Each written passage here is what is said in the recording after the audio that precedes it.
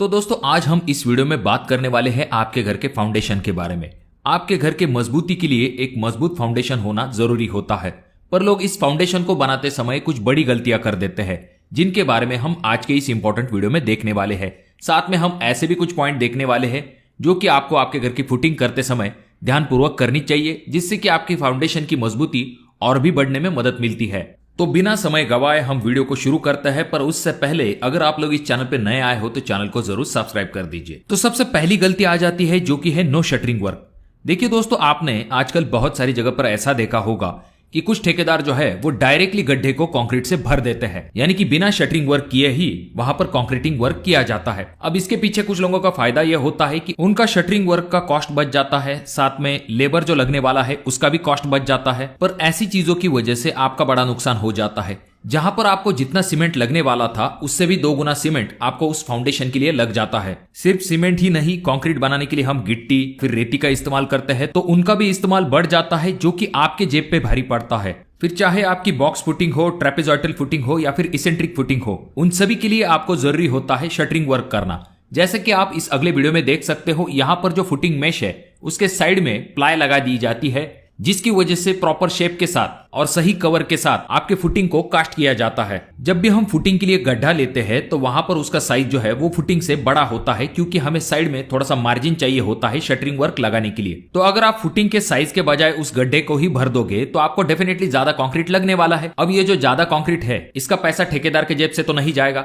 इसका पैसा आपके जेब से जाएगा। और ये जो फ्रेश कंक्रीट हम करते हैं, अगर इसका संपर्क आपके साइड की मिट्टी से आ जाता है तो इससे उसकी स्ट्रेंथ भी कम हो सकती है। तो आपको ऐसी गलती नहीं करनी चाहिए। प्रॉपर तरीके से शटरिंग वर्क कीजिए, उसके बाद जाकर आपको उन फुटिंग को कंक्रीट से भरना चाहिए। अब जो अगली चीज आ जाती है, वहां पर लोग गलती ये करते हैं कि उनकी जो फुटिंग मेश होती है उसके नीचे वो ईंटों का इस्तेमाल करते हैं। तो आपको ऐसा बिल्कुल भी नहीं करना चाहिए, क्योंकि कुछ लोग जो है पीसीसी का खर्चा बचाने के चक्कर में वहां पर ईंटों को लगाना पसंद करता है। पर इसका नुकसान ये होता है कि आगे चल के जब ईंटें वहां पर गलना शुरू हो जाती है, इसके वजह से आपकी फुटिंग जो है वो सेटल हो सकती है, यानी कि नीचे बैठ सकती है। इस वजह से आपको घर के अंदर क्रैक भी दिखाई दे सकते हैं। तो ऐसी गलती आपको बिल्कुल भी नहीं करनी है। जहां पर आपके फाउंडेशन का बेस होगा वहां पर आपको सही तरीके से पीसीसी जरूर कर लेनी चाहिए, जिसके बारे में हम आगे बात करने वाले हैं। अब नेक्स्ट गलती के बारे में बात करते हैं, जहां पर लोग क्या करते हैं, जो फुटिंग मेश होती है यानी कि फुटिंग की जो जाली है उसे डायरेक्टली सपाट बना देते हैं, उसे किसी भी प्रकार की यल प्रोवाइड नहीं करते हैं।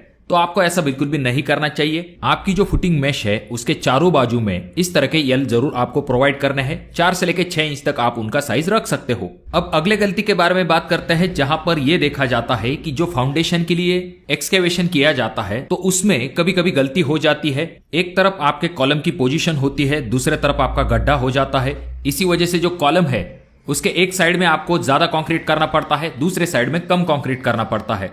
तो ऐसा आपको नहीं करना चाहिए। जब भी आपका फाउंडेशन कंप्लीट हो जाता है, जब आप एक बार वापस से मार्किंग कर लेते हो, तो ये जरूर चेक कर लीजिए कि अगर आपके कॉलम की पोजीशन उस गड्ढे के सेंटर में नहीं आती है तो आपको उस गड्ढे को वापस से क्लियर कर लेना चाहिए, क्योंकि आपकी कॉलम की पोजीशन फिक्स होती है। इसीलिए आपको गड्ढे को ही क्लियर करना पड़ेगा। कॉलम के चारों बाजू को जब गड्ढा समान होगा तब जाकर आपको उस फुटिंग को कास्ट करना चाहिए, जिससे कि लोड पूरी फुटिंग पे इवनली डिस्ट्रीब्यूट हो सके। और एक गलती देखी जाती है जहां पर लोग कवर के लिए ईंटों का या फिर लकड़ी का इस्तेमाल करते हैं, तो आपको ऐसा बिल्कुल भी नहीं करना चाहिए। जब भी आप कंक्रीट वर्क करने वाले हैं तो आपको इस तरह के कवर का इस्तेमाल करना चाहिए। इस तरह के लकड़ी या फिर ईंटों का अगर आप इस्तेमाल करोगे तो ये बहुत ही गलत हो जाता है। अब कुछ लोग जो है बॉटम से कवर का ध्यान देते हैं, पर साइड में जो कवर होता है उसके तरफ लोग ध्यान नहीं देते हैं।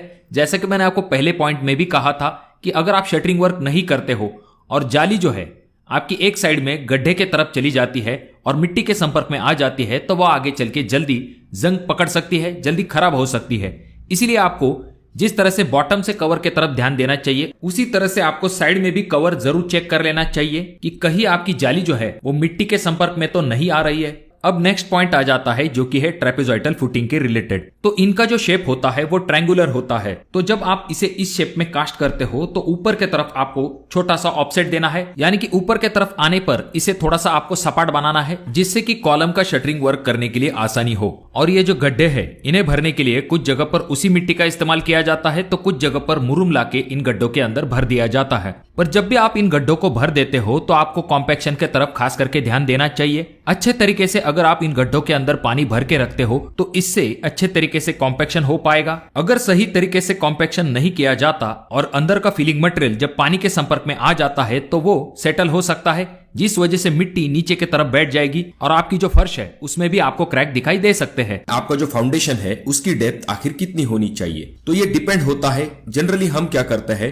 जो कोई भी हार्ड स्ट्राटा आपके यहाँ पर अवेलेबल है वहां पर आपकी फुटिंग को रेस्ट किया जाता है, यानी कि पूरी बिल्डिंग का आने वाला लोड आपके फुटिंग से होता हुआ उस हार्ड स्ट्राटा पे ट्रांसफर किया जाता है। तो यहाँ पर कुछ ठेकेदार आपको ये सजेस्ट करते हैं कि 2 या फिर 3 फीट तक ही एक्सकवेशन कीजिए, उससे ज्यादा करने की जरूरत नहीं है। हमने बहुत सारे काम किए हैं, यहाँ पर हमें कोई भी दिक्कत नहीं हुई है। तो अगर आप ग्राउंड प्लस 1 फ्लोर बनवाने वाले हैं तो आपको वहां पर 4 फीट तक कम से कम खुदाई करनी चाहिए। उसके बाद अगर आप G+2 घर बनवाने वाले हैं तो वहां पर आपको 5 से लेकर 6 फीट तक खुदाई करनी चाहिए। अब ये जो एक्सकेवेशन का पार्ट होता है ये डिपेंड होता है आपके यहाँ पर जो सॉइल है उसकी बेरिंग कैपेसिटी कितनी है उसके ऊपर। इसके लिए आप ये भी चेक करके देख सकते हो कि आपके आसपास जो फाउंडेशन की डेप्थ है वो कितनी ली गई है। और बहुत सारे जगह पर जमीन अलग होती है जहां पर अलग फाउंडेशन का भी इस्तेमाल किया जाता है। उसके बाद मैन्युअली जो है आपको गड्ढा क्लियर कर लेना है, यानी कि आपके साइज में ले लेना है। हमें एक्स्ट्रा स्पेस इसीलिए चाहिए क्योंकि आपका जो स्टील और जमीन इन दोनों के बीच में आपको एक अच्छा खासा क्लियरेंस मिल पाता है, जिस वजह से आपका स्टील जो है डायरेक्टली कांटेक्ट में नहीं आता जमीन से,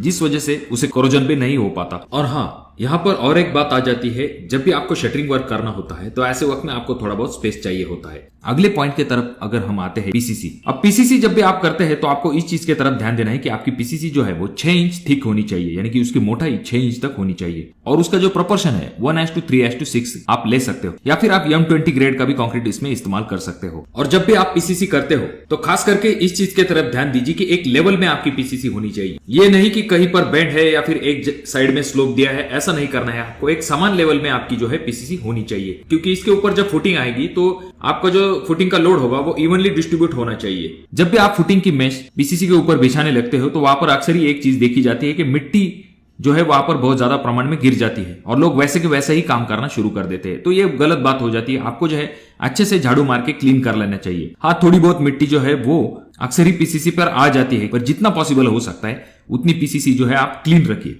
और पीसीसी करने से पहले उसके नीचे की जमीन पे थोड़ा सा पानी मार लीजिए, जिससे कि आपके पीसीसी का जो पानी है वो नीचे की जमीन न खींचे। तो अब बात करते हैं कि ये जो फुटिंग मेश है इसके लिए आपको कितने mm के स्टील का इस्तेमाल करना चाहिए। तो इसके लिए आप जो है 10 mm से लेके 12 mm के स्टील का इस्तेमाल कर सकते हो।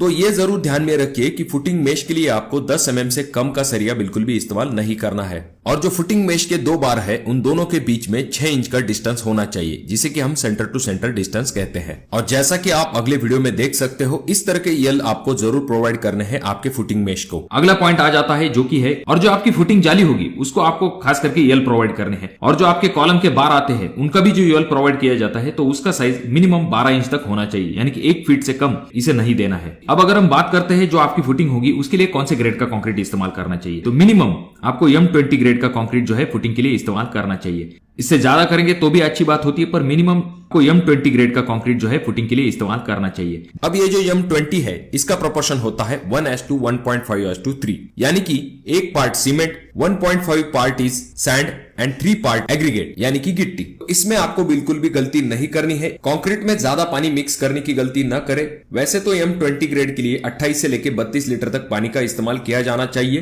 पर साइट पर काम आसान होने के लिए लोग कंक्रीट में ज्यादा पानी मिक्स कर देते हैं, जिससे कि कंक्रीट की मजबूती कम हो सकती है। और जब भी आपकी फुटिंग का कंक्रीट चलता है ऐसे वक्त में आप अगर वाइब्रेटर का इस्तेमाल करेंगे तो आपकी फुटिंग के जो कंक्रीट होगा वो अच्छे से कॉम्पैक्ट हो पाएगा, जो एयर वॉइड्स होंगे वो अच्छे से रिड्यूस हो पाएंगे। तो इससे आपके कंक्रीट की जो ताकत होगी वो बढ़ने में बहुत ज्यादा मदद मिलेगी। एक्सकेवेशन, यानी कि जब हम खुदाई का काम करते हैं तो हमें पहली चीज ये ध्यान में रखनी कि आपको जो फुटिंग का साइज होगा उससे ज्यादा आपको जो है खुदाई करनी चाहिए। यानी कि अगर आपका फुटिंग का साइज 4x4 है तो आपको गड्ढे का साइज 5x5 का लेना चाहिए। इसका सबसे पहला रीजन ये हो जाता है, जब भी हम जेसीबी से खुदाई करते हैं ऐसे वक्त में जो गड्ढा होता है वो नीचे की तरफ नैरो होने लगता है। अगर आप ऊपर की तरफ ही 4 फीट लेंगे तो नीचे की तरफ जाते जाते आपकी फुटिंग का साइज 3.5 फीट बाय 3.5 फीट हो सकता है। अगले और सबसे इंपॉर्टेंट पॉइंट की तरफ हम आते हैं जो कि है क्यूरिंग। अब ये चीज ध्यान में रखिए, आप कितने भी अच्छी क्वालिटी का कंक्रीट कीजिए पर उससे प्रॉपर तरीके से अगर आप पानी नहीं देते ऐसे वक्त में उसके स्ट्रेंथ पर इफेक्ट आ सकता है। इस वजह से इस चीज की तरफ खास करके ध्यान दीजिए कि आपकी जो फुटिंग होगी उसको आपको कम से कम 7 से लेकर 10 दिन तक पानी देना है। उसे ज्यादा देते हैं तो अच्छी बात होती है। याद रखिए, जब भी आप गड्ढे को ढक भी देते हैं उसके बाद भी आप ऊपर से पानी मारते हैं, ऐसे वक्त में जमीन से पानी जो है वो फुटिंग खींच सकती है। इस वजह से इस चीज की तरफ ध्यान दीजिए कि गड्ढे ढकने के बाद ऐसा नहीं करना है कि आपको डायरेक्टली पानी बंद करना है। कम से कम आपको 7 से लेकर 10 दिन तक आपके फुटिंग को पानी देना है। तो ये कुछ बहुत ही महत्वपूर्ण पॉइंट है जो कि आपको ध्यान में रखने हैं जब भी आप अपने घर का फाउंडेशन का काम करते हैं। तो मैं आशा करता हूँ कि वीडियो आपको अच्छी लगी होगी। अगर आपके कोई सवाल है तो कमेंट बॉक्स में कमेंट जरूर कीजिए। और हाँ, इस वीडियो का लाइक टारगेट हम रखते हैं 5000 लाइक। अगर आप चाहते हो कि आपका घर का काम जो है मजबूत क्वालिटी का बने तो चैनल को पहली चीज तो सब्सक्राइब कर दीजिए, क्योंकि हाउस कंस्ट्रक्शन रिलेटेड बहुत सारी इंपॉर्टेंट वीडियो जो आपको मिलती रहेंगी। तो मैं मिलूंगा आपको अगले वीडियो में, तब तक के लिए धन्यवाद।